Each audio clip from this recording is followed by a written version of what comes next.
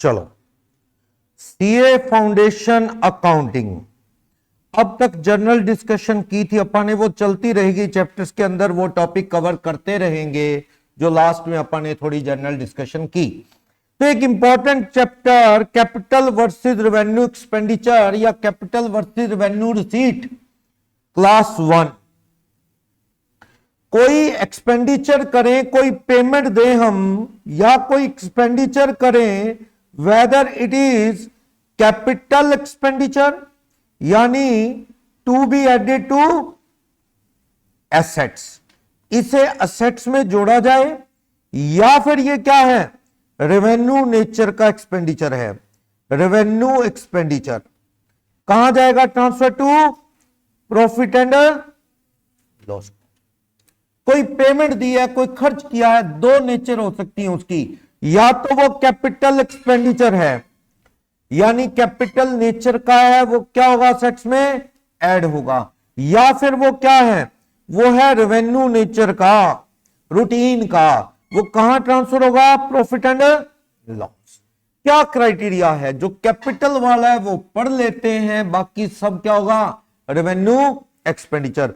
Capital expenditure कब माना जाएगा, ऐसा कोई खर्च जिससे वैल्यू ऑफ असेट क्या हो, इंक्रीज हो, value of assets, life of asset क्या हो, इंक्रीज्ड,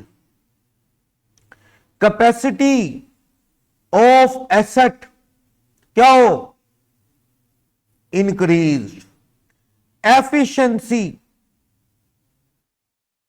ऑफ एसेट क्या हो, इंक्रीज्ड। अब ये एफिशिएंसी वर्ड क्या है, कोई भी एसेट और एफिशिएंट होगी, मानो उसकी एफिशिएंसी बड़ी है, अगर उससे रेवेन्यू बढ़े, रेवेन्यू इंक्रीज हो, या फिर क्या, कॉस्ट कटिंग हो, कॉस्ट कम लगे, ऐसा खर्च जिससे कॉस्ट कट हो जाए या रेवेन्यू विल इंक्रीज। रेवेन्यू मतलब क्या है, प्रिंसिपल एक्टिविटी से आने वाला पैसा। शॉपकीपर हो तो रेवेन्यू क्या है, सेल। हमारी तरह पढ़ाते हो या सीए का ऑफिस चलाते हो, लोगों की ऑडिट करते हो, रिटर्न भरते हो, बैंक ऑडिट करते हो, फीस, स्टूडेंट से फीस, ये सब क्या है, रेवेन्यू। मुझे रेंट आ गया, इंटरेस्ट आ गया, मेरे लिए वो रेवेन्यू नहीं है, ठीक है, वो P&L की इनकम है, अदर इनकम। आप कंपनी का फॉर्मेट पढ़ के आए थे, यहां भी है फॉर्मेट कंपनी का हमारे फाउंडेशन में, क्या रेवेन्यू फ्रॉम ऑपरेशन लिखा करते थे, बाकी सब कुछ कहां जाता था, अदर इनकम। रेंट आया, इंटरेस्ट आया, शॉपकीपर को काम कपड़े रेडीमेड गारमेंट्स का है, तो उसके लिए वो सब क्या है, rent, interest, other income. Revenue principal activity से आता है, तो शॉपकीपर है तो रेवेन्यू क्या है, सेल, सेल्स रेवेन्यू में जाएगा, सही है, ठीक। तो रेवेन्यू बढ़े या कॉस्ट कट हो तो वो क्या है, एफिशिएंसी एसेट की, मतलब क्या हो रही है, इंप्रूव, तो वो खर्च क्या होगा, कैपिटलाइज, वो किस में ऐड होगा, एसेट में ऐड कर दिया जाएगा। Capitalize means to be added to the asset. या फिर कैपेसिटी बढ़े, पहले से कहीं ज्यादा कैपेसिटी उस एसेट्स की बढ़ गई, तो भी वो जो अमाउंट पेड है वो क्या होगा, कैपिटलाइज। फॉर एग्जांपल, जो बिल्डिंग थी ना, उस पे मार्बल वगैरह लगा नहीं था, सीमेंटेड थी, पेंट करवा लिया, मार्बल लगवा लिया, उससे उसकी वैल्यू क्या होगी, इंक्रीज, उसकी यूजफुलनेस भी क्या होगी, ज्यादा, तो ये खर्च क्या होगा, कैपिटल, ठीक है। शेड छोटा था पहले बिल्डिंग के ऊपर, शेड सामान रखने वाला, अब वो थोड़ा मॉडिफाई करके शेड बड़ा कर दिया, अब उसकी कैपेसिटी पहले से क्या होगी, ज्यादा, तो ये खर्च क्या होगा, कैपिटलाइज, कैपिटलाइज। क्लियर। क्या लैंड पे लगने वाले खर्च भी कैपिटलाइज हो सकते हैं कभी, लैंड पे खाली प्लॉट, उस पे लगने वाले खर्चे भी कैपिटलाइज हो सकते हैं क्या, बिल्डिंग नहीं बनानी, हो सकते हैं कैपिटलाइज, खर्चे लैंड में जोड़े जा सकते हैं। नॉर्मली आंसर आता है 9, क्योंकि हमने कभी पढ़ा नहीं। लैंड ली, बस बिल्डिंग खड़ी करेंगे, वो खर्चा कैपिटलाइज होगा। मैं कह रहा हूं बिल्डिंग खड़ी ही नहीं करनी, यस, वो खर्चे भी कैपिटलाइज होंगे। That's called land development expenses. क्या होंगे? To be capitalized. होते हैं कैपिटलाइज, ये भी कैपिटलाइज होते हैं। जैसे फॉर एग्जांपल ये पार्किंग वाला प्लॉट है, आपने बाइक लगाई है, चलो अब तो उसमें एक गैरेज भी गाड़ी खड़ी कर दी। पहले क्या था, ये खाली प्लॉट था, मिट्टी थी, गंदगी थी, लोगों ने अपने घर बना बना के ढेर लगा दिए थे गंदगी के। तो क्या हुआ, हमने पार्ट्स में लिया 2-3 बार में, ये कोई पार्ट किसी का था, कोई किसी का था, कोई किसी का था, ऐसे करके धीरे धीरे जब वो इकट्ठा हो गया सारा, 60 फ्रंट है इसका, जब वो इकट्ठा हो गया तो हमने क्या है, वो जेसीबी मशीन लगवाई, उसने सारी वो ट्रॉली लगी, सारा वेस्ट मटेरियल उखाड़ के सारा ट्रॉली में भर भर के फेंक आए, फिर साफ मिट्टी डलवाई, फिर इसके चारों तरफ बाउंड्री करवाई, चारों तरफ बाउंड्री गेट लगवा दिया। तो क्या उससे बिल्डिंग बन गई? क्या नहीं, ना बिल्डिंग बनानी ना बनी, बाउंड्री कर दी, मिट्टी डलवा दी, लेवल कर दिया। नहीं तो परेशानी होती थी बारिश में, मिट्टी में व्हीकल पार्क करने में, एक आधी लाइट लगवा दी, शाम को दिक्कत ना आए। तो वो खर्चा लैंड डेवलपमेंट का खर्चा कैपिटलाइज होगा, किसमें जुड़ेगा? लैंड में। लैंड की वैल्यू बढ़ेगी। क्लियर? तो जरूरी नहीं होता बिल्डिंग बनाएंगे, बिल्डिंग ना भी बनाएं, कई बार डिमोलिश करने के खर्चे भी क्या है? कैपिटलाइज होते हैं, बनाने के नहीं, गिराने के भी। जैसे मान लो पुराना आपका कोई इंस्टीट्यूशन है या पुरानी बिल्डिंग है बिजनेस की, वहां एक नई बिल्डिंग खड़ी करनी है, तो क्या होगा? पहले पुरानी डिमोलिश की जाएगी, डिमोलिशिंग एक्सपेंसेस। उसको गिराओगे तो दूसरी बनेगी, पुरानी गिरेगी और नई बनेगी। गिराने के खर्चे भी क्या करे जाएंगे? गिराते कैसे हैं बिल्डिंग? बंदे लगाए जाएंगे, वो धीरे धीरे वो हैमर से तोड़ेंगे उसको। वो ड्रिल भी चलती है ना, तो हमारे गैजेट्स कुछ ऐसे हैं कि 3 घर आगे पता लगता है कि इनके घर में काम चल रहा है, डिस्टर्ब होते ही हैं सारे। आजकल तो क्या चल रहा है, बड़ी बड़ी बिल्डिंग्स जो हैं, जो खुले एरिया में, उनको तो डायनामाइट लगा के उड़ा देते हैं। अभी नोएडा में बिल्डिंग गिराई थी, जिस जगह पे आप बैठे हो आज इंस्टीट्यूट है, यहां भी क्या था, पुरानी अंग्रेजों के टाइम की एसडीएम की कोठी थी, एसडीएम साहब की कोठी होती थी, और अंग्रेजों ने अपनी जमीनें खजांची परिवार है उनको दे दी थी।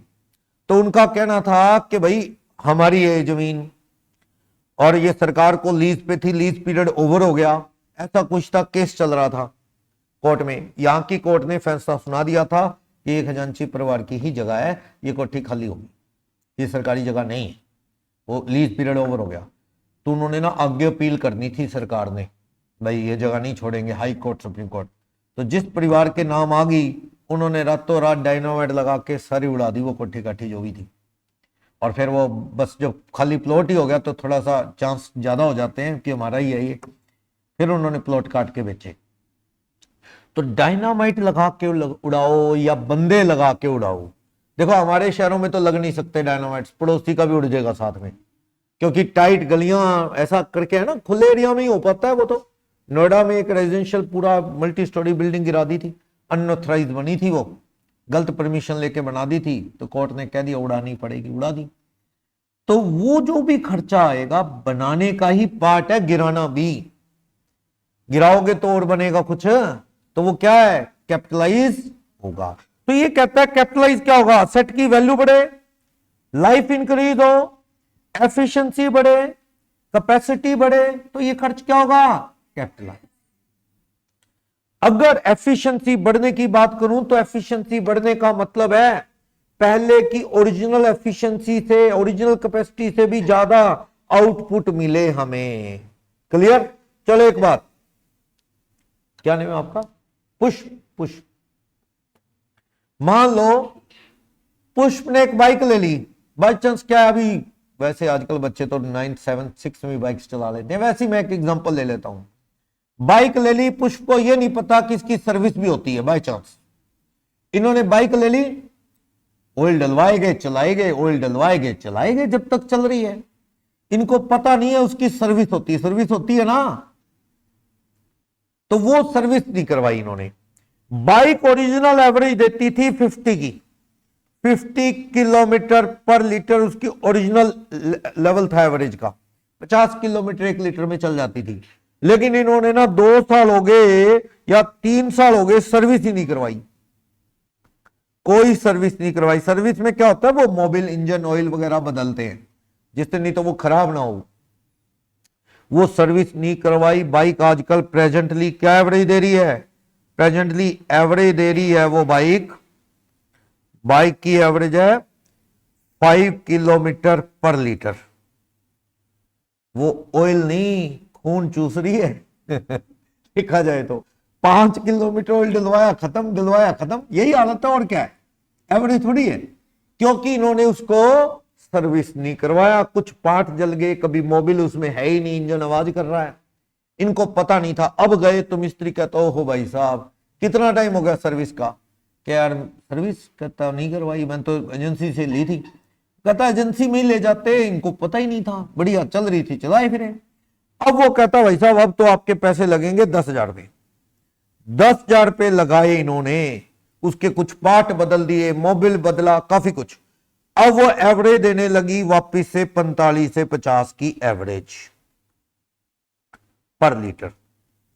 हाँ जी, ये 10,000 रुपये कैपिटलाइज करूंगा कि नहीं करूंगा बताओ? नहीं होगा, ये करंट रिपेयर ही है, बड़े स्केल पे रिपेयर ही है, नॉट टू बी कैपिटलाइज। ये कैपिटलाइज नहीं होगा, transfer it to profit and loss statement कह लो या प्रॉफिट एंड लॉस अकाउंट कह लो, क्योंकि इसमें एवरेज कहां बढ़ी बताओ? ये तो एवरेज गिर गई थी, सर्विस ना करवाने थे, ओरिजिनल लेवल 50 का है उस बाइक का, सर्विस ना करवाने से बहुत बड़े स्केल पे एवरेज गिर गई थी। अब वो 10,000 रुपये लगे वापस अपने लेवल पे आ गई। बड़ा है क्या लेवल? 70 की दे रही है क्या? नहीं ना। तो इट मींस ये खर्च क्या है, रिपेयर है, बड़े स्केल की रिपेयर है। इसे लोग करंट रिपेयर कह देते हैं, बड़े स्केल की रिपेयर को ओवरऑलिंग कह देते हैं।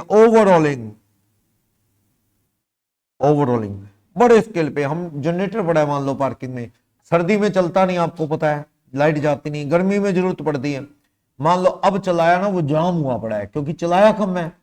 फिर मिस्त्री कहता है जी ये तो जाम हो गया जी, पूरी तरह से चलाया ही नहीं आपने, ये तो हैंडल घुमाए जा रहे हैं, घूम ही नहीं रहा। वो कहते हैं इसकी अच्छे से ऑयलिंग होगी सर, खोल खाल के ओवरऑलिंग होगी पूरी, आपका इसमें 7,000 रुपये लगना है तब चलेगा सर। तो ये रिपेयर ही है, उसका कोई लेवल बढ़ रहा है, वैल्यू बढ़ रही है, बोलो कोई ना, ठीक होगी खराब चीज ठीक हुई है, एवरेज बढ़ रही है, एफिशिएंसी नो, वैल्यू बढ़ रही है कोई। एक कहता है जी फर्क तो पड़ता है, अगर वैसे ही बेचते तो कम में भी, ओरिजिनल वैल्यू से ऊपर तो नहीं जा रही, वो तो ठीक है, खराब है, ठीक होगी चीज। टायर फट गया नया डाल दिया तो क्या कार में जोड़ दोगे? टायर बस्ट हो गया, टायर ही नया डलवाना पड़ा, क्या वो कैपिटलाइज होगा? नहीं होगा। एक बंदे ने चारों टायर बदल दिए, कहता है परेशानी हो रही है, चारों टायर ही बदल दे, होता है ना, लाइफ होती है देखो। पर हम इंडियन खतरों के खिलाड़ी हैं, जब तक फटेगा नहीं, कुछ होएगा नहीं तो बदलेंगे भी नहीं, ऐसे ही है। हमारे हिंदुस्तान में बड़ी बिल्डिंग्स ऐसी हैं जिसे डिलापिटेटेड कह दिया गया है, गिरने लायक है, रहने लायक नहीं, गिराते नहीं, कहता गिरने तो दो भी।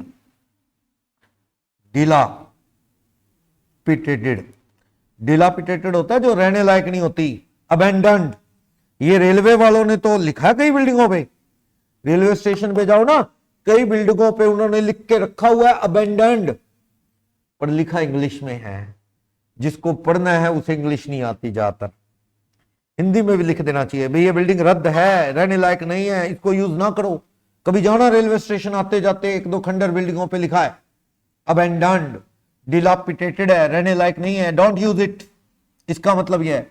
पर एक भिखारी और कोई बंदे गरीब आके उसमें रहने लगे, रह नहीं कहते इसमें ही रह जाओ, बिल्डिंग गिर गई, मर गए, एक आधा मर गया, एक आधा बच गया। अब वो रेलवे से पैसा मांगते तो रेलवे पैसा देगा नहीं, कहता भैया तुम इलीगल काम कर रहे थे, उसमें रह रहे थे, हमने देखो चारों तरफ इसके क्या लिखा है, अबेंडन्ड अबेंडन्ड अबेंडन्ड। तुम्हें नहीं आता तो पूछ लेते किसी से, खाली तेरे लिए बना के रखी हुई है जो आके रह गई इसमें।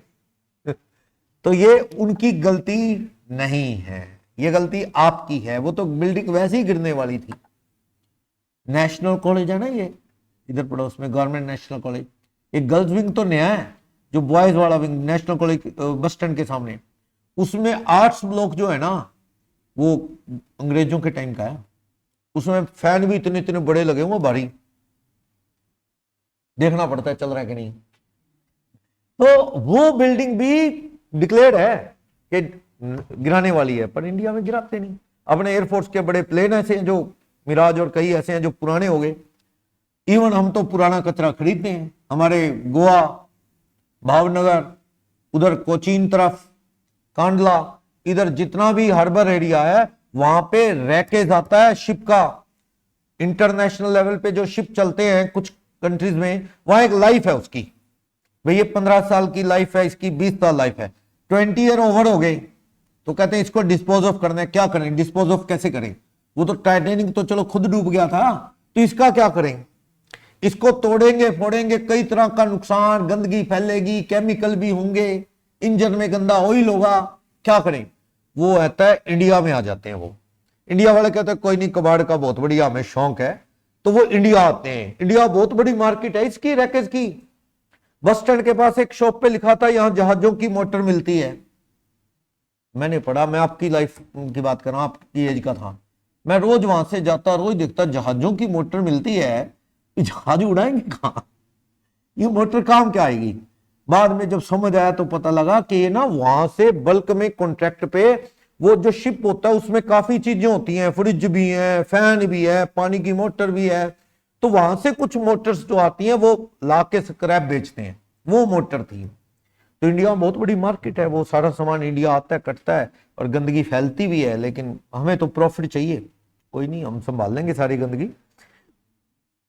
डिलापिडेटेड हाउस ऐसा है जो रहने लायक नहीं होता, तो भाई उसको अगर आपने डैमेज करके और बिल्डिंग बनाई तो गिराना और बनाना सारे खर्चे क्या हो जाएंगे?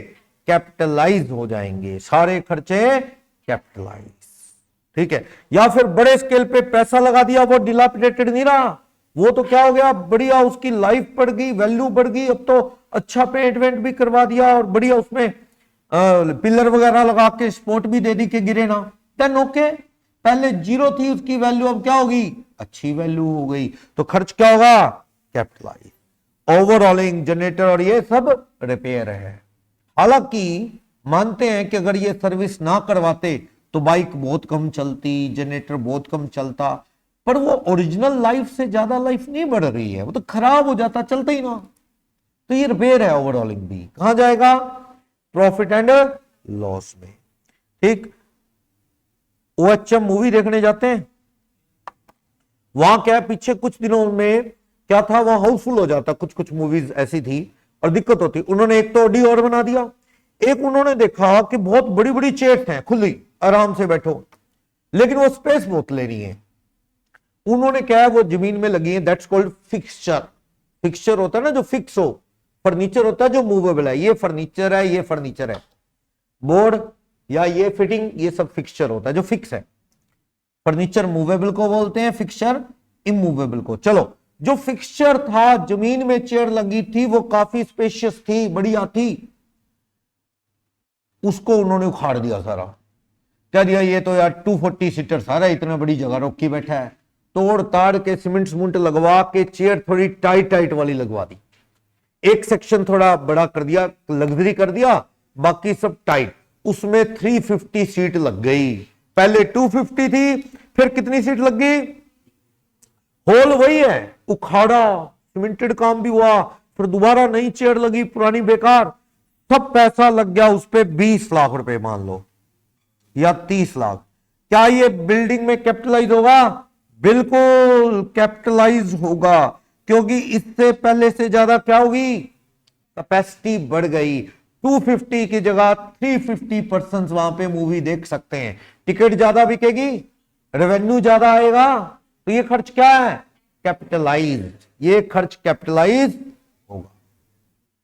पुराने इंजन जो हैं, इंजन में ना रिंग और पिस्टन होते हैं, रिंग्स एंड पिस्टन जो घूमते हैं और जिससे वो बाइक एनर्जी एक्सट्रैक्ट होती है और उससे चलती है। रिंग पिस्टन बदल दिए, नई टेक्नोलॉजी आ गई जो पहले से काफी अच्छे रिंग पिस्टन है, एवरेज ओरिजिनल से क्या देने लगी वो ज्यादा, तो ये खर्च क्या होगा? क्लियर? फोटोस्टेट की मशीनें कैसे पेज निकालती हैं देखते हो ना आप 1 मिनट में देखो कितने पेज निकालती हैं। 150 पेज की तो सिरसा में 2-3 साल पहले देखी थी मैंने, 1 मिनट में 150 पेज डबल साइड मशीन निकाल देती थी प्रिंट आउट पुराने टाइम में, या अब भी कई दुकानों पे पुरानी मशीन लगी होगी, लिक्विड उसमें इंक डलती है, जिसमें पाउडर नहीं, लिक्विड इंक जेट वाली। उन मशीनों के अंदर क्या है, खराब नहीं, आज भी प्रिंट निकालती है। जैसे कमांड दे दी, दूसरी तरफ बंदा इंतजार करता रहता है कब पेज निकलेगा, धीरे धीरे आ रहा है, क्योंकि उनकी कैपेसिटी इसी तरह की है, पुरानी मोटर है। आपको किसी ने कहा सर आप ये मोटर जो है ना फोटोस्टेट की मशीन की बदल दो, ये 6000 की मॉडर्न मोटर है, ये 6000 लगेगा आपकी मशीन पे, और ये मशीन पहले से कहीं ज्यादा ये एफिशिएंट हो जाएगी, क्योंकि पुरानी टेक्नोलॉजी से है। वो टेक्नोलॉजी क्या हो जाएगी? नहीं, उससे स्पीड आपकी डबल से भी ज्यादा हो जाएगी। ये खर्च क्या होगा? कैपिटलाइज। ये किसमें जोड़ दोगे आप? फोटोस्टेट की मशीन की कॉस्ट में। मान लो वो मशीन 40,000 की है, पहले 40 की खरीदी, ठीक है, लाइफ आपने उसकी कितनी सेट की थी? 5 साल, 5 साल सेट की। आप डेप्रिसिएशन कितना लगा रहे थे? मान लो SLM आप लगा रहे थे 40,000 डिवाइडेड बाय 5, कितना लगा रहे थे हर साल? 2 ईयर चले गए, 2 ईयर ऑलरेडी पास्ट, 2 साल हो गए, तो उसकी WDV कितनी पड़ी है मशीन की? बताओ कितनी पड़ी है? 40 - 8 2 साल डेप्रिसिएशन लग गया 16, कितनी पड़ी है? 24 की मशीन की WDV पड़ी है। अब आपने ये खर्चा कर दिया कितना? 6000। क्या है? मोटर चेंज कर दी, और उस मोटर से एवरेज उसकी बढ़ गई, स्पीड बढ़ गई, काफी एफिशिएंसी बढ़ गई, तो इट कैन बी कैपिटलाइज। अब वो मशीन कितने की होगी? 30। रिमेनिंग लाइफ बोलो उस मशीन की कितनी होगी? रिमेनिंग लाइफ 5 थी, 2 साल जा चुके हैं, तो लाइफ कितनी बची है? 3। डेप्रिसिएशन SLM मेथड से लगाओगे तो हर साल कितना लगा देना? 10, यानी जो हुआ प्रोस्पेक्टिवली होगा। कैपिटलाइज किया, जो पास्ट में हुआ वो छोड़ो, अब से आगे आप डेप्रिसिएशन बदली वैल्यू पे लगाएंगे, कैपिटलाइज्ड। क्लियर? चलो बताओ एक केस और। एक बिल्डिंग है जिसपे सीमेंटेड काम है, पेंट हुआ ही नहीं। बड़ी बिल्डिंग है देखी होंगी, कोई साल सीमेंटेड पड़ी रहती, क्यों? कई कोठियां होती शानदार, सीमेंटेड ही पड़ी हैं, पेंट तक भी नहीं हुआ उनपे, ऐसा क्यों? वो अगले की चॉइस है, करवाए ना करवाए। वैसे जो मुझे लगता है, जो मैंने फील किया है, उसके अकॉर्डिंग लोग इसलिए नहीं करवाते कि लोग क्या सोचेंगे, शानदार कोठी बना ली, समझ गए? कई लोग ये बहुत सोचते हैं लोग क्या सोचेंगे, वो सोचते हैं कि कई इनकम टैक्स वाले ही ना आ जाएं कि ये शानदार कोठी है इसी में घुसो, इनके पास खूब माल लगता है, चोर भी जाते हैं तो ये बढ़िया लग रही है इधर घुसो, ये तो वो कहते हैं लोगों की नजर भी नहीं लग जाएगी, तो बाहर पेंट ही नहीं करवाते, कई बार तो अंदर भी नहीं करवाते, यूं ही बैठे रहते ताकि लोग क्या सोचेंगे, यूं ही चलता रहता। ऐसी एक बिजनेस की बिल्डिंग थी, 6 साल हो गए उस बिल्डिंग को, अभी सीमेंटेड पड़ी है। कितनी पुरानी है? 6 ईयर सीमेंटेड पड़ी है, आज तक एक बार भी पेंट नहीं हुआ। अब आपने उस पर क्या करवा लिया? पेंट। फर्स्ट टाइम पेंट हुआ है आफ्टर 6 ईयर, फर्स्ट टाइम क्या हुआ? पेंट हुआ। पैसा लग गया मान लो 7 लाख। क्या ये बिल्डिंग में जुड़ेगा? 6 साल पुरानी बिजनेस की बिल्डिंग है, घर की मैं कह ही नहीं रहा, वो तो पर्सनल हो जाएगी, बिजनेस की बिल्डिंग है। Whether ₹7 lakh is to be added to the building और नॉट? बिल्डिंग में जोड़ें कि नहीं? हाँ जी। बिल्डिंग कौन सी है? 6 ईयर ओल्ड, जिसपे आज तक पेंट हुआ नहीं, पहली बार बिजनेस की बिल्डिंग पे पेंट करवाया। कितने लग गए? 7 lakh. Whether it is to be capitalize और नॉट? क्या कहते हो? हाँ जी, दांशी बताएगी। होगा, कैपिटलाइज होगा कह रही है। हाँ जी last Pratishtha, yes absolutely correct, it is to be capitalize. ये रिपेयर नहीं है, जब पेंट पहले हुआ ही नहीं, फर्स्ट टाइम हो रहा है, तो ये क्या है, कैपिटलाइज होगा। इस रूम में देखो, सही लग रहा है आपको? ये रूम देखो, खराब लग रहा है कहीं? बहुत खराब था ये, थोड़े दिन पहले पेंट हुआ, ये रूम पेंट करवा लिया गया जब क्लास शुरू हुई उससे पहले, तो वो रीपेंटेड है। वो क्या है, रीपेंट, पहले पेंट हुआ है, उस पे पेंट दोबारा हुआ है ताकि साफ हो जाए। वो खर्च रिपेयर है, वो कहां जाएगा, प्रॉफिट एंड।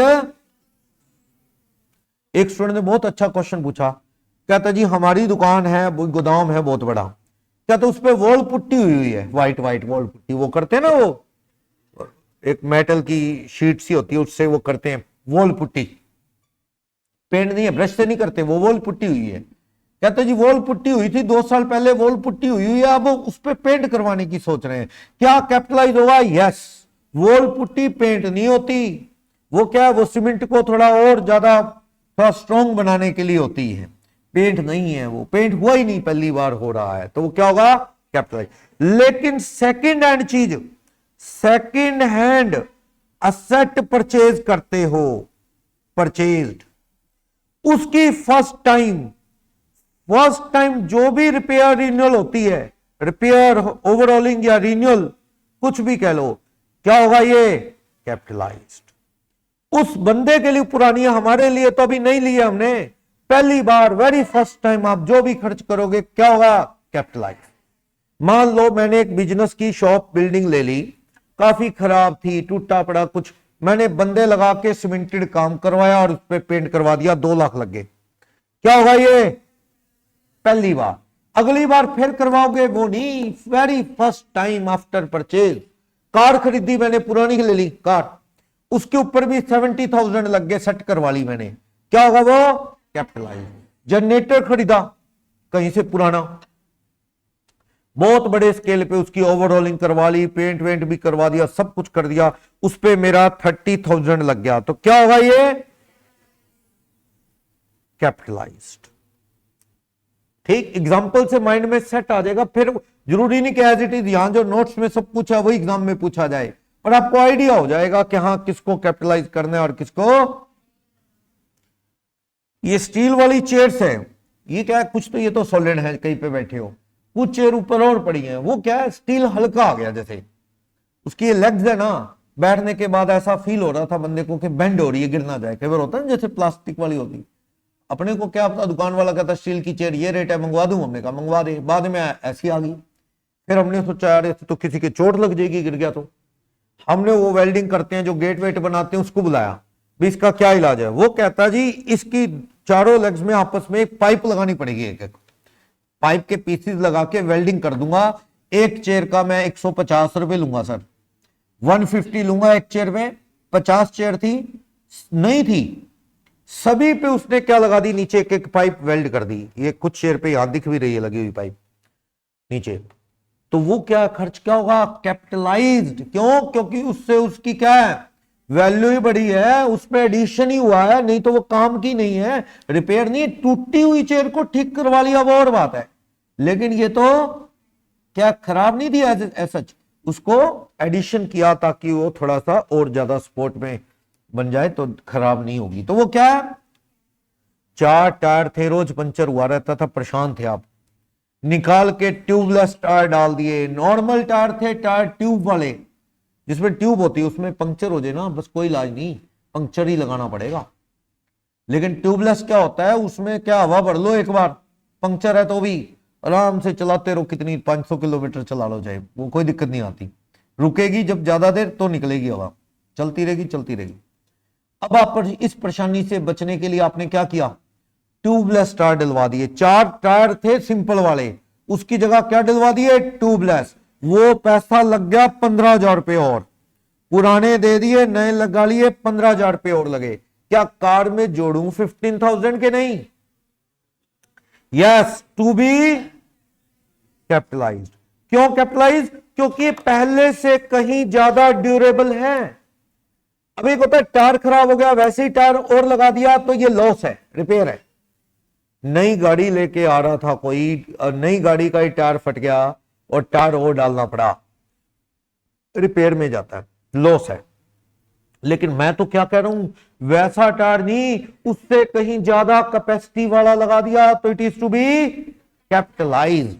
इसे क्या कर दिया जाएगा, कार में ऐड कर दिया जाएगा। क्लियर। लीज होल्ड प्रॉपर्टीज,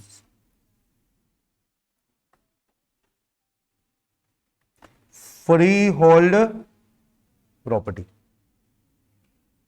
पैसा दिया, पट्टे पे ले ली कोई किराए पे, पैसा दिया। हाँ जी आप बोलो, लीज होल्ड प्रॉपर्टी कौन सी होती है और फ्री होल्ड प्रॉपर्टी कौन सी होती है? लिखा देखा ना, कभी कभार लीज होल्ड वर्ड दे देता था, कई बार फ्री होल्ड देता था, कई बार वर्ड देता ही नहीं था, दोनों में से कोई, सीधा लैंड एंड बिल्डिंग। तो ये लीज होल्ड और फ्री होल्ड, इन बातों में क्या फर्क है? क्या ये दोनों ही असेट्स में आएंगी? लीज पे लिया पट्टे पे और फ्री होल्ड, कौन बताएगा? हाँ जी, हाँ जी, लीज होल्ड देखा तो है ना, कई बार लिखा हुआ आपने लीज होल्ड, और कई बार लिखा होता है फ्री होल्ड प्रॉपर्टी, कई बार लिखा होता है लीज होल्ड प्रॉपर्टी।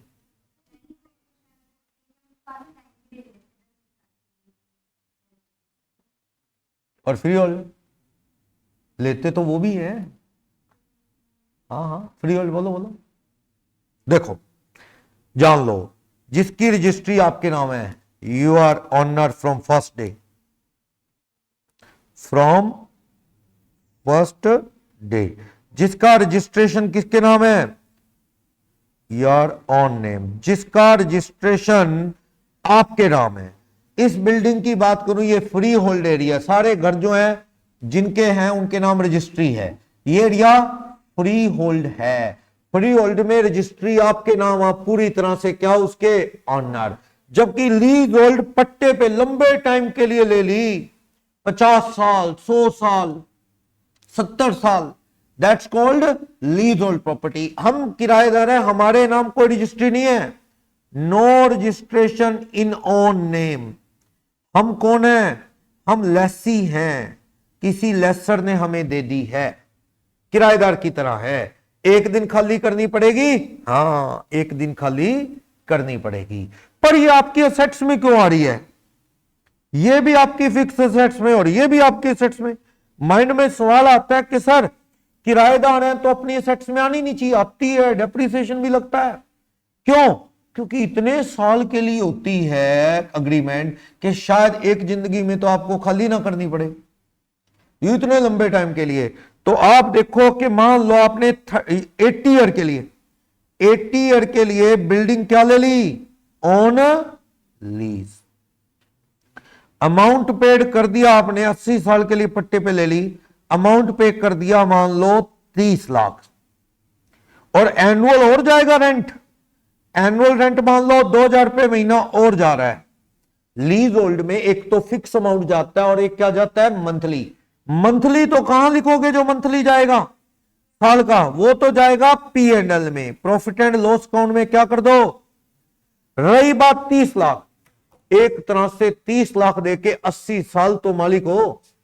80 ईयर तक कोई खाली करवा लेगा क्या आपसे?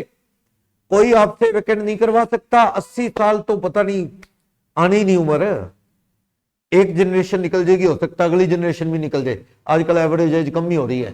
तो 80 साल तो खाली जिंदगी से जाएगा, तो इस बिल्डिंग का मालिक बन के ही जाएगा, समझ लो। क्यों? खाली तो करनी नहीं, टाइम बचा ही होगा।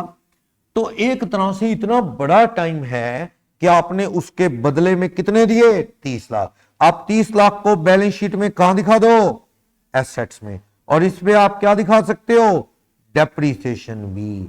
इस बिल्डिंग को 30 लाख रुपए एसेट्स में दिखा दो। ठीक। फिर एक डाउट आता है कि यार पैसे भी दे दिए, रजिस्ट्री भी नहीं हुई, तो ऐसे कौन लेगा? चलो शहर में बताओ कौन सी लीज होल्ड है प्रॉपर्टी प्रैक्टिकली, क्योंकि हम तो एज अ सीए लोगों की ऑडिट करते हैं, तो हमारे पास तो ऐसी बड़ी प्रॉपर्टी के केस आते हैं, झगड़े भी आते हैं। सुनो, शहर घूमोगे, एक जामा मस्जिद लिखा हुआ है सुभाष चौक पे, है ना, राइट साइड सुभाष चौक पे, उसके चारों तरफ एक गेट है जहां पे वो दुपट्टे रंगता है एक बंदा, साइड में चारों तरफ दुकानें हैं। सारी पट्टे पे दे रखी है मस्जिद वालों ने लीज पे। उसमें एक आइसक्रीम वाला भी है, रसीला आइसक्रीम, कभी खाते होंगे, या सूप भी बेचता है वो। उसने अभी ली थी कुछ साल पहले वो दुकान 30 लाख रुपए में। 30 लाख में पट्टे पे ले ली, पूरी जिंदगी खाली नहीं करनी, आगे बच्चों के बच्चे थे खाली करेंगे 99 ईयर के लिए, ऐसा। उसने 30 लाख भी दे दिया, प्लस थोड़ा बहुत क्या दे रहा है वो हर महीने किराया। एक्चुअल में पूरी तरह मालिक नहीं बना, पर 30 लाख देके अपनी जिंदगी में निश्चिंत हो गया ना वो। क्या होगा अब? सामने जो दुकानें हैं, उसके मॉस्क के सामने भी जो दुकानें हैं ना, उतनी ही दुकान 1 करोड़ के आसपास थी। सामने जो दुकानें हैं वो 1 करोड़ की, जो आपके नाम रजिस्ट्री होगी फ्री होल्ड, और जो इधर मॉस्क की दुकान है वो कितने में मिल रही है, उतनी स्पेस वाली 30 लाख में, प्लस क्या देना है थोड़ा बहुत रेंट। 99 ईयर के लिए खाली करनी नहीं। बंदा कहता है जी 1 करोड़ मेरे पास इकट्ठे नहीं होने, दुकान ली नहीं जाएगी, ये ले लेता हूं 30 लाख देके, 99 ईयर तक टेंशन खत्म, बगाड़ेगा नहीं कोई। और थोड़ा बहुत किराया, किराया कितना है 70 लाख 65 लाख बच भी तो गया, उसका इंटरेस्ट ही देखो कितना बच गया। तो वो किराया कोई मामूली होता है, कोई ज्यादा नहीं, तो उसने ले ली वो शॉप पट्टे पे ली। और इसका एक फायदा और, अगर वो बेचना चाहे आगे बिक जाती है ये। भाई वो रसीला वाला सोचे किसी और को दे दूं, भैया अब 10 साल वो रह गया मान लो, अभी उसका टाइम कितना पड़ा है 99 ईयर माइनस 10 एक्सपायर, मतलब लैप्स हो गए, कितना बचा अग्रीमेंट अभी 89 ईयर। वो रसीला वाला किसी और के नाम अग्रीमेंट ट्रांसफर कर दे तो बचे हुए साल क्या है, कोई और रहेगा वहां, और उससे ले लेगा 40 45 50 लाख, जैसे भी रेट बनेगा ऐसे। तो ये होती है लीज होल्ड प्रॉपर्टी। ये 30 लाख रुपए लाइक असेट है। रफ आइडिया दे देता हूं, 12 ईयर से ज्यादा की लीज है तो ये लीज होल्ड प्रॉपर्टी में लेसी क्या माना जाता है, ऑनर। कितने साल, more than 12 year.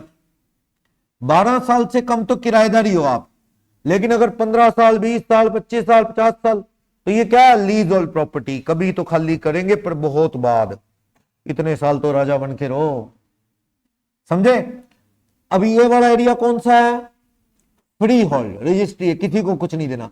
Railway crossing के जस्ट बाद, मैं प्रैक्टिकली आपको एग्जांपल दे रहा हूं, रेलवे क्रॉसिंग के जस्ट बाद 1-2 दुकानें हैं, प्रेरणा स्कूल है, सिरसा स्कूल है, सामने टाउन पार्क के बैक साइड वो एरिया है सारा रेलवे, सारी लीज होल्ड प्रॉपर्टी है, पट्टे की है सारी, आपके नाम रजिस्ट्री नहीं है। बस स्टैंड के साथ फ्लाईओवर के नीचे एमसी कॉलोनी है, कोई रहता हो आपको जानकर पूछना, वो सारी जमीन वक्फ बोर्ड की है, पट्टे पे है, लीज पे है, उनका थोड़ा बहुत किराया भी जाता होगा। पालिका बाजार है, कपड़े कुपड़े मिलते हैं, पालिका बाजार है ना मिकाडो के साथ, वो सारी पट्टे की जमीन है, लीज की है सारी। जो दुकानें छोटी छोटी कपड़े की, जहां हरीजी बेकर पे जाते होंगे आप, उससे जस्ट पहले लेफ्ट साइड में वो दुकानें हैं छोटी छोटी कपड़े की, सारी पालिका बाजार लीज का है, कमेटी का है, पट्टे पे है। ये जाट धर्मशाला है, यहाँ पे पाल फोटो स्टेट और सब पट्टे की है, लीज की है, कभी तो खाली होगी। दुबई के अंदर कोई प्रॉपर्टी नहीं ले सकता, अबू धाबी दुबई में, वो उनका देश कभी गुलाम हो ही नहीं सकता, क्योंकि वो जमीन बेचते ही नहीं, वो क्या देते हैं लीज पे। बुर्ज खलीफा में और भी कई जगह, वो शाहरुख खान ने भी कहते हैं ना फ्लैट ले लिया, वो ले लिया, सब लीज। 99 ईयर के बाद वो खाली होगी। वो कहते हैं हमारा देश पे किसी का कब्जा ही नहीं होगा, क्यों, क्योंकि हमारे रजिस्ट्री तो होती नहीं उनके नाम, वो क्या होगी लीज होल्ड। लीज होल्ड में कभी तो 99 ईयर आएंगे, खाली हो जाएगी, तो वो बिकती नहीं, वहां लीज पे चलता है सिस्टम। तो हमारे यहां मुस्लिम लोग आए, उन्होंने ये सिस्टम उधर वाला इधर चला दिया, तो वो ये जगह वही है सारी, उनके सिस्टम से ही चल रही है। तो पता लगा फ्री होल्ड और लीज होल्ड में क्या फर्क है। लीज होल्ड आपके नाम है, रजिस्ट्री उसकी रजिस्ट्रेशन, सॉरी फ्री होल्ड में, लीज होल्ड में रजिस्ट्री नहीं आपके नाम, एक अग्रीमेंट है खाली इतने साल का, ठीक है। तो वो दोनों ही असेट हैं फिलहाल, पर मीनिंग आपको पता होना चाहिए लीज होल्ड और फ्री होल्ड। इस पे पूरा काउंटिंग स्टैंडर्ड है 19 लीज का, अभी नहीं है सिलेबस में, इंटरमीडिएट में आता है। चलो, तो आपको पता लगा कैपिटल वर्सेस रेवेन्यू एक्सपेंडिचर। एक बिल्डिंग बन रही थी शहर के आउटर एरिया में, जैसे स्कूल बने हुए हैं, कॉलेज बने हुए हैं, तो जो बिल्डिंग बन रही थी ना, बड़ा लंबा प्रोजेक्ट था, 2 साल 3 साल का, उन्होंने ना टेम्पररी हट बना के दे दी, वही सीमेंटेड नहीं, वैसी मिट्टी से ईंटें डाल के, शेड डाल के लेबर वालों को कह दिया भैया तुम यही रह जा करो, तुम यहां बिल्डिंग पे कई साल काम करना है, साल 2 साल, तुम घर जाओगे फिर सुबह आओगे, खर्चा भी लगेगा और यहां लेट आवर तक काम चलना है। उनको वहीं पे उन्होंने क्या, कई तरह की कई सारी टेम्परेरी हट्स बना दी। देखी होंगी बनी हुई, वो ईंटें मिट्टी से जचाई होती है, ऊपर शेड डाल देते हैं, चलो जी बन गया रहने का सिस्टम। बाद में क्या करते हैं, जब वो बिल्डिंग बन गई वो लेबर वाले कहीं और चले जाएंगे, वो हट तोड़ दी जाएंगी, ईंटें निकाल के यूज कर ली जाएंगी, शेड कहीं और यूज कर दिया जाएगा। तो उसे बनाना टेम्परेरी हट को और गिराना, कुछ ईंटें बिक गई, फिर भी खर्चा पड़ गया उस सारा पे 5 लाख। क्या होगा इस 5 लाख का, बोलो क्या होगा? टेम्परेरी हट बनाया फिर उसे खत्म किया, 5 लाख रुपए अपने को उसमें खर्चा लगा, लॉस लगाया। कैपिटलाइज, ये क्या कर दो, कैपिटलाइज विद बिल्डिंग, क्योंकि इसे बिल्डिंग बनाने के लिए बनाना पड़ा, बिल्डिंग बनाने के लिए बनाना पड़ा। So it is to be capitalize, इसीलिए बनाई है ना, ताकि वो वहां रहेंगे, नजदीक रहेंगे, काम करेंगे, बाद में गिरा देंगे अपन उसको। तो ये क्या होगा, कैपिटलाइज्ड। सही कह रहे हो ना, कैपिटलाइज होना चाहिए, कैपिटलाइज होना चाहिए। बिल्डिंग पे रूम बनाया तो क्या होगा, कैपिटलाइज, एडिशन हुई है, वैल्यू एडिशन हुई है। चलो एक बात बताओ, ये टाइल लगी हुई है, आजकल चल रहा है टाइल्स लगा लेते हैं, या फिर वो मार्बल आता है, वही मकराना वाला पत्थर, वो लगा लेते हैं, वो मजबूत होता है। वैसे इस पे क्या होता है, कोई चीज गिर जाए ना, इंक गिर जाए तो ये टाइल एब्जॉर्ब कर लेती है, साफ नहीं होती, अंदर चली जाती है इसके, और कुछ गिर जाए तो टूट भी सकती है। मान लो इस पे कुछ गिर गया, बच्चे का खाने वाला टिफिन बहुत भारी था, वो गिर गया, टूट गई, 3-4 टूट गई, 4 टूट गई, मिस्त्री बुलाया, उसने 4 निकाल के और लगा दी। इसमें बड़ी दिक्कत है, ये 7 की मिलती भी नहीं, डिजाइन बदल जाते हैं, वो लेडीज के सूटों की तरह है, एक बार लेने जाओगे तो दोबारा नहीं मिलता, सेम नहीं मिलता ना, सेम कोई डालेगा कौन, होगा ये तो वही वाला है, अलग ही चलता है वो, उस मैन्युफैक्चरर को भी पता होता है भी बदलना पड़ेगा। ये टाइल भी बदलती हैं, सेम नहीं मिलती, इसी रखी हुई यहाँ पर, ये रखी हुई है। जब बिल्डिंग बनी तो वो मिस्त्री को नहीं कह दिया था, कहता जी आप रख लो, 8-10 पीस एक जैसे टाइल के रखे हुए हैं कि कोई 2-4 टूटी बदल लेंगे, तो इतने में क्या है, बिल्डिंग की लाइफ ही इतनी नहीं होती। चलो अब 4 टाइल टूट गई, 4 टाइल निकलवा के और लगा दी, उखाड़ के 4 टाइलें और लगा दी, खर्चा आ गया मान लो उस पे 12,000, तोड़फोड़ में बड़ी दिक्कत होती है, 12,000। क्या ये कैपिटलाइज होगा,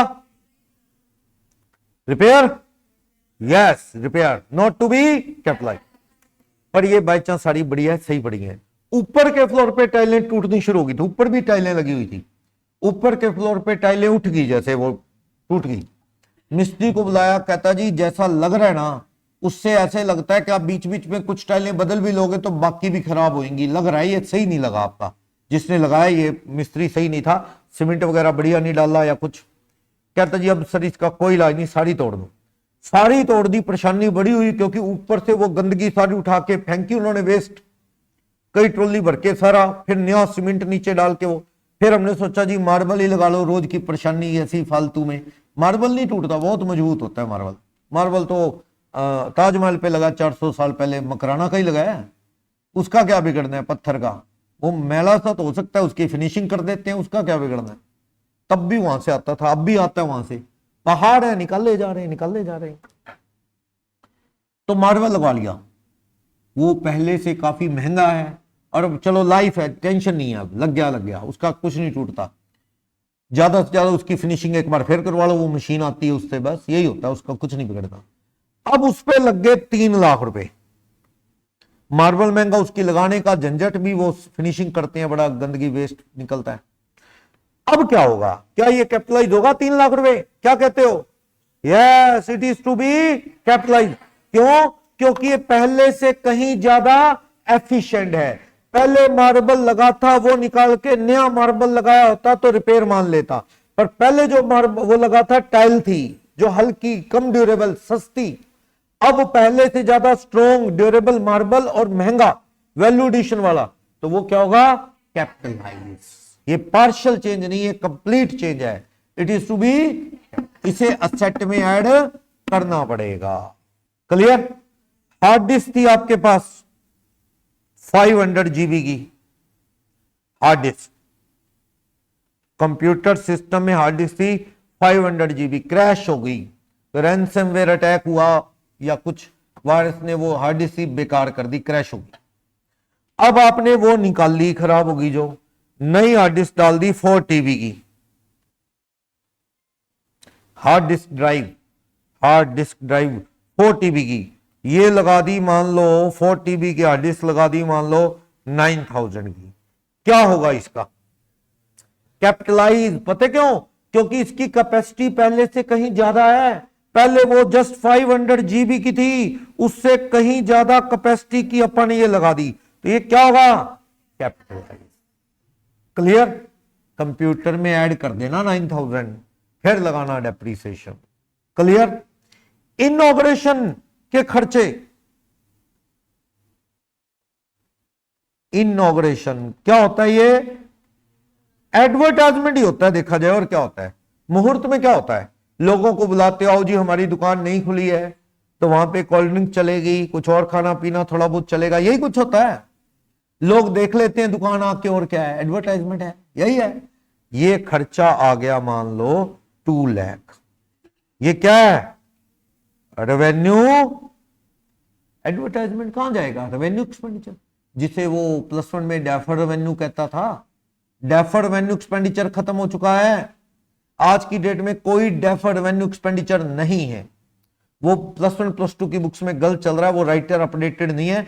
पिछले साल के लेटेस्ट एडिशन में भी वो डेफर्ड रेवेन्यू एक्सपेंडिचर पढ़ा रहा था, खत्म हो चुका है। अकाउंटिंग स्टैंडर्ड 20, ये बंद करो, अकाउंटिंग स्टैंडर्ड 26 के अकॉर्डिंग इंटेंजिबल असेट्स तो होती हैं, लेकिन कोई इंटेंजिबल आइटम नहीं बचेगी। इंटेंजिबल आइटम यानी कि ये एडवर्टाइजमेंट,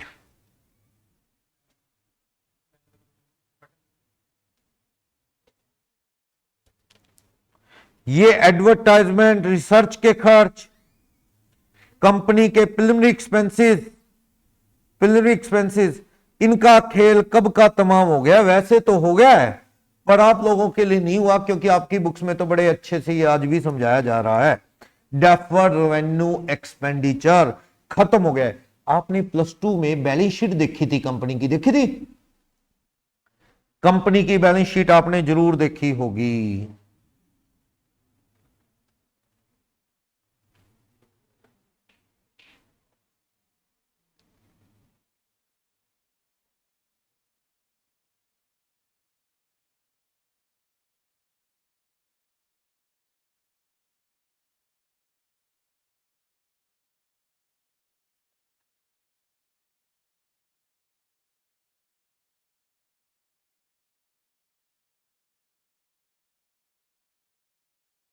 ये लो, एक बैलेंस शीट ही खोल दी अपने, ओमेगा लिमिटेड की ये बैलेंस शीट है, ओमेगा लिमिटेड की रियल बैलेंस शीट। इसमें share holder fund, reserve and, surplus, long term borrowings, creditor है, पीपी, इन्वेंट्री, डेटर, कैश। क्या +2 में कहीं आपने देखा था एडवर्टाइजमेंट बैलेंस शीट में आओ?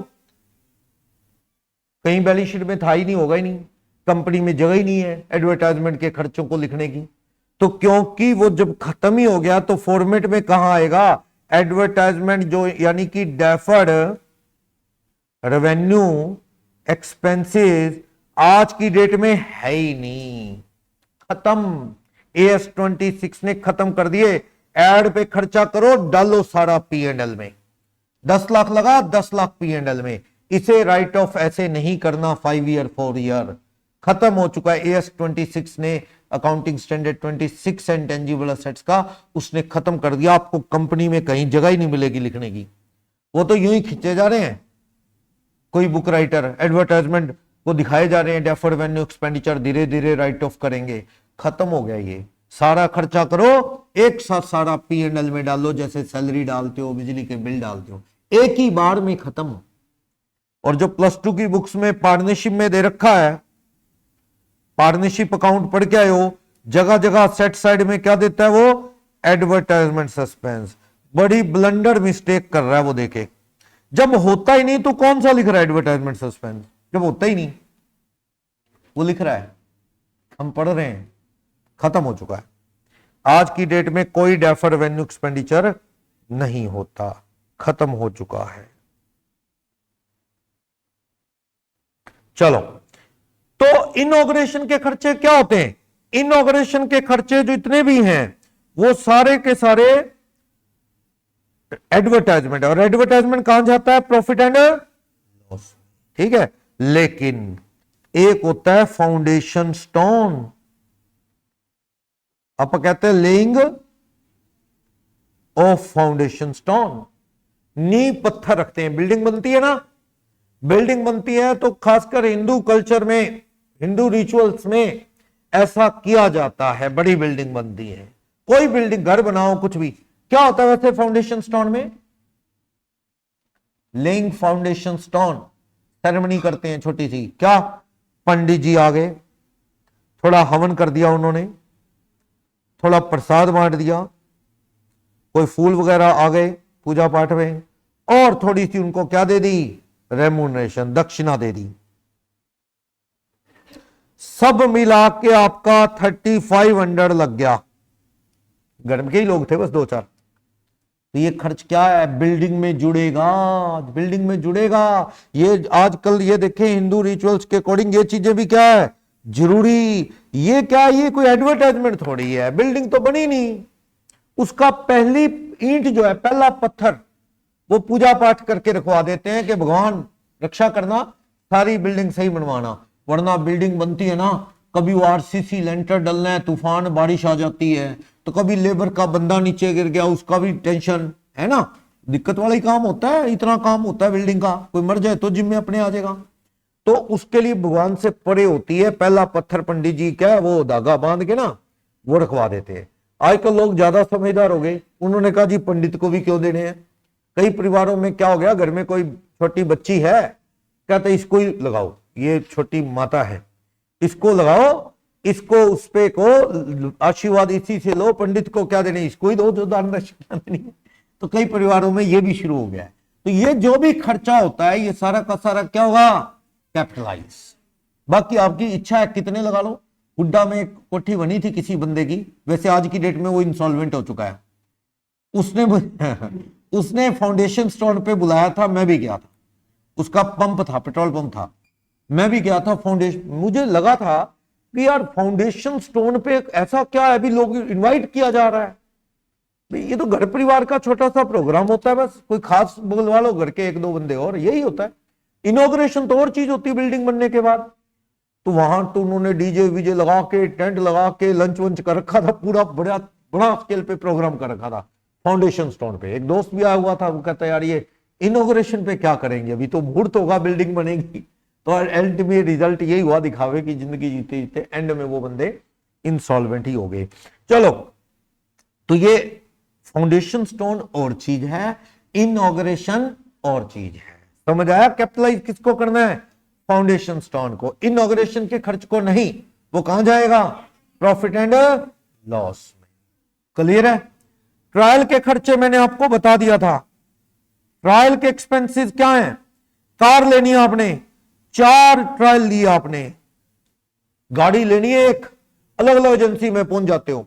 कभी आप टोयोटा के शोरूम में पहुंच के वो चला के देख रहे हो, कभी मारुति में पहुंच के, नेक्सा वगैरह में, कभी हुंडई पे पहुंच के, तो कभी किया के शोरूम में।